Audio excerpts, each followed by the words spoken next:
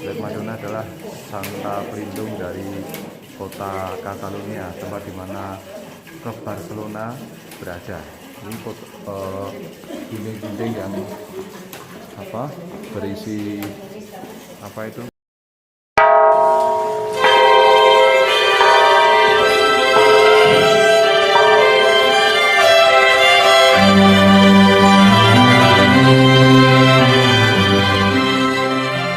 Hai, halo guys. Posisimu di mana ini? Sudah di angkringan? Atau jangan-jangan masih rebahan? Tapi gak apa-apa lo. Yang penting jangan lupa ngopi ya. Mantap bener aroma kopinya. Lanjut. Kali ini Mr. John akan terbang naik karpet terbangnya Aladin ke Barcelona, atau yang sering disebut juga Catalunya Spanyola. Belum lengkap rasanya kalau tidak mengunjungi tempat ini tentunya. Selain mampir ke markas keponakan saya Lionel Messi di klub Barcelona. Dulu sih sebelum pindah ke klub barunya. Pegunungan suci ini menjadi destinasi ziarah paling terkenal bagi umat Katolik di Eropa. Ya, termasuk Messi dan kawan-kawan. Dengar-dengar dia sering juga berdoa di tempat ini sebelum pertandingan. Makanya dia sukses jadi pemain terbaik dan terbanyak di dunia sepak bola. Ternyata itulah rahasianya, yaitu berdoa bersama Bunda Maria di Montserrat. Nah, bagi teman-teman yang pengen jadi pemain sepak bola terbaik di dunia, jangan lupa terbang dan berdoa ke sana.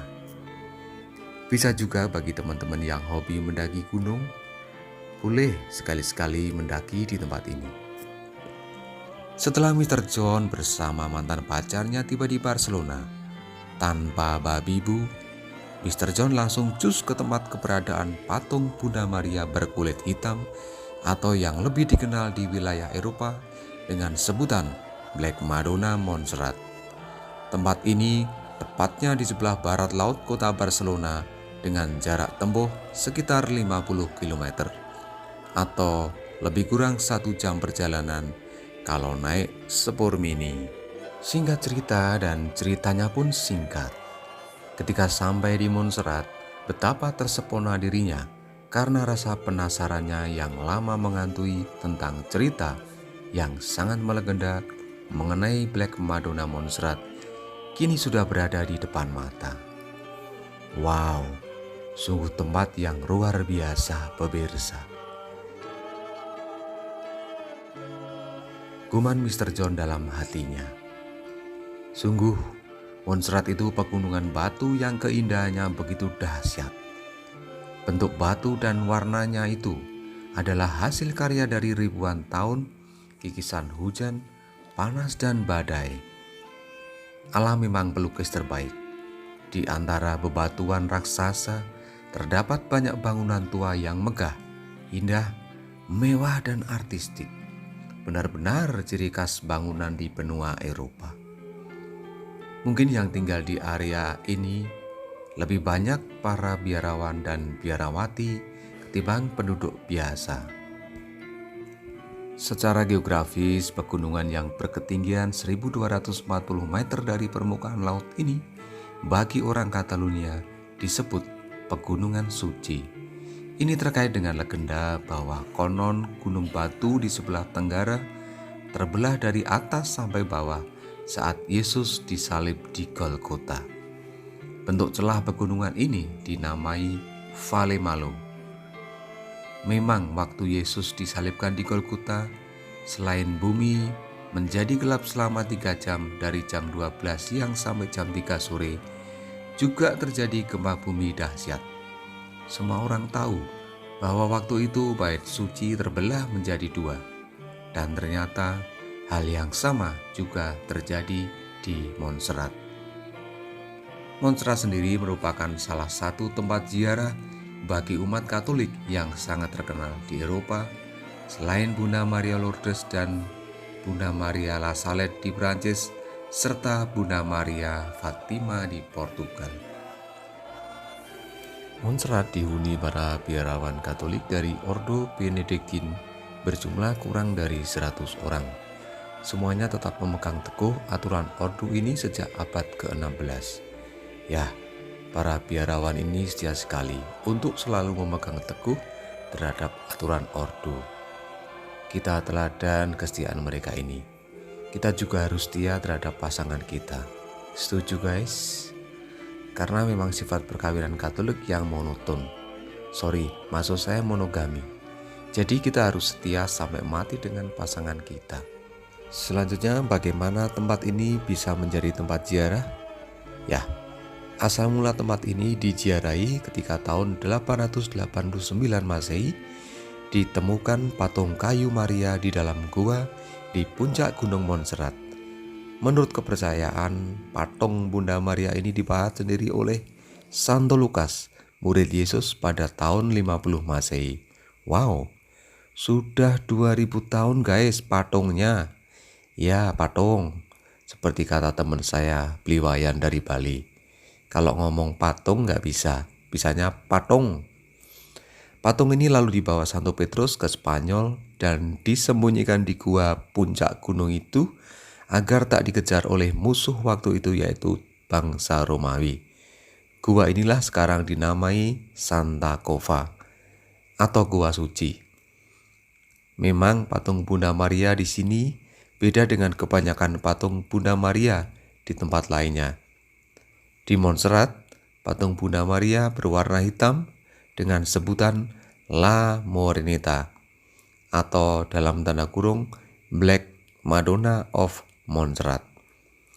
Konon katanya patung Bunda Maria ini bisa berwarna hitam karena disebabkan asap lilin selama ratusan bahkan ribuan tahun yang dinyalakan oleh para kaum peziarah di sekitar patung, kata salah satu guide di sana. Selain beberapa pendapat dari para ahli, ada juga yang mengatakan bahwa awalnya berwarna terang tetapi karena perubahan pigmentasi sehingga alam secara gradual mengubahnya. Dan ada juga beberapa pendapat yang lain. Namanya juga pendapat, ya harus dihargai. Bener guys? Yang terpenting adalah dengan adanya patung ini bisa mengajak banyak orang untuk berdoa kepada Tuhan dan melakukan devosi kepada Bunda Maria hitam di Montserrat ini. Sekarang ini La Moreneta berada di kapel Our Lady of Montserrat di dalam ruang kaca di dalam gereja tua Basilika Montserrat yang dibangun tahun 1592 oleh Om saya, Kepala Biarawan Bartomeu Garriga. Bangunan gereja sempat hancur oleh serangan pasukan Prancis, omnya teman saya, yang bernama Napoleon Bonaparte, tahun 1811. Oh iye, Om Napoleon sekarang alih profesi jadi atlet MMA bersama sahabatnya Om MKC di Rutan Cipinang, Jakarta. Beritanya juga sempat viral dan heboh beberapa waktu yang lalu, C. Bangunan di kawasan ini mengalami renovasi besar-besaran pada tahun 1991 hingga 1995 di bawah pengawasan arsitek kenamaan Arkadi Pla Mas Miguel, saudaranya Mas Bokel. Ya, di Eropa memang menjadi gudangnya arsitek kenamaan dunia, seperti juga Gaudi, arsiteknya Sagrada Familia. Wajar jika di Eropa menjadi pusatnya bangunan megah, kuat, indah, dan artistik di dunia. Ketika ziarah di Montserrat, akan disuguhkan sebuah atraksi yang paling dinantikan para peziarah, yaitu penampilan paduan suara a cappella Escolanet di Montserrat. Ini adalah salah satu paduan suara pria tertua di Eropa, yaitu terdiri dari anak laki-laki berusia 6-12 tahun yang dilatih oleh para biarawan. Di Montserrat sendiri, selain ada bangunan terbesar yaitu Basilika Our Lady of Montserrat, juga terdapat 4 biara, yaitu Biara Benediktin, Biara Santo Miguel, Biara Santo Jeroni, Biara Santo John, dan Gereja Santa Cecilia. Semua berada di tebing dan ngarai pegunungan batu ini. Dan ada juga sebuah gedung museum yang dinamai Museum Montserrat. Di museum ini juga terdapat barang-barang kuno, peninggalan Mesir dan Mesopotamia, serta Yerusalem, termasuk benda liturgi dari emas abad ke-15 sampai abad ke-20. Sejumlah lukisan klasik karya Picasso and his friend juga dipajang di sana. Saking asiknya mendengar cerita dari sang guide tentang sejarah Black Madonna, tanpa terasa akhirnya sampai jugalah di depan pintu utama Basilika Our Lady of Montserrat, dan langsung disambut oleh suara merdu piano raksasa yang seakan menembus dinding tebal sebuah bangunan besar dan kuno di puncak Montserrat. Mr. John langsung menuju ke tempat di mana patung Black Madonna berada, yaitu melewati pintu khusus yang begitu indah dan begitu mewah hiasan dindingnya. Semua terbuat dari batu marmer yang sangat istimewa, yang umurnya ratusan tahun. Aura kesakralannya begitu terasa. Dan akhirnya tibalah Mr. John di depan patung Black Madonna dari Montserrat.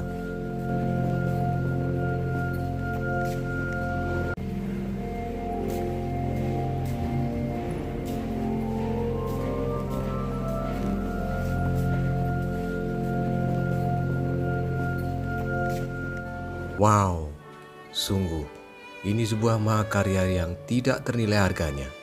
Sebuah patung Sang Perawan Maria dan bayi Yesus yang berkulit hitam yang sangat amat dihormati sekali di biara ini. Dipercaya oleh beberapa pihak kalau patung ini dibuat di Yerusalem oleh Santo Lukas pada masa awal gereja. Legenda juga menyebutkan bahwa para biarawan Benediktin tidak mampu untuk memindahkan patung ini untuk membangun biara mereka, sehingga akhirnya mereka membangun biara di sekeliling patung ini. Tempat pajangan patung ini terletak di bagian belakang ruang utama Basilika, di mana sebuah altar dari emas mengelilingi patung ini. Semakin lama, semakin banyak para peziarah berdatangan ke tempat ini. Adalah seorang mantan ksatria Spanyol yang bernama Ignatius dari Loyola yang memutuskan untuk hidup membiara.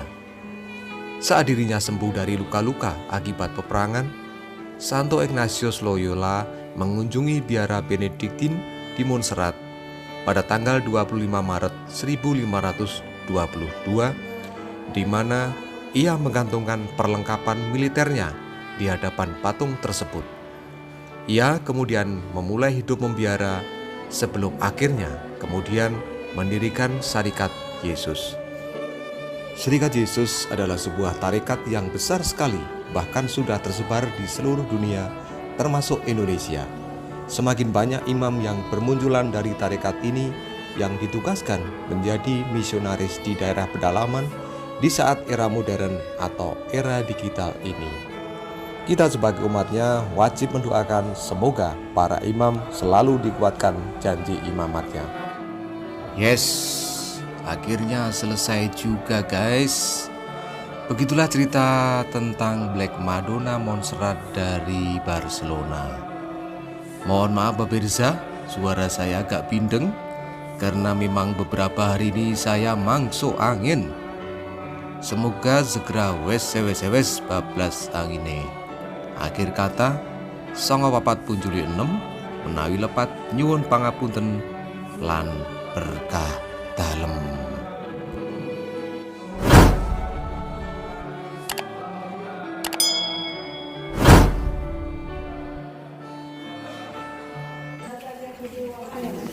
Lalu kita baru saja berdoa di Wihara Benedictus di Catalunya ya, tempat di mana Black Madonna berada. Black Madonna adalah santa pelindung dari kota Catalunya, tempat di mana klub Barcelona berada. Ini dinding-dinding yang berisi lilin ya, bagus sekali ini ya. banyak sekali lilingnya. Indah sekali ya.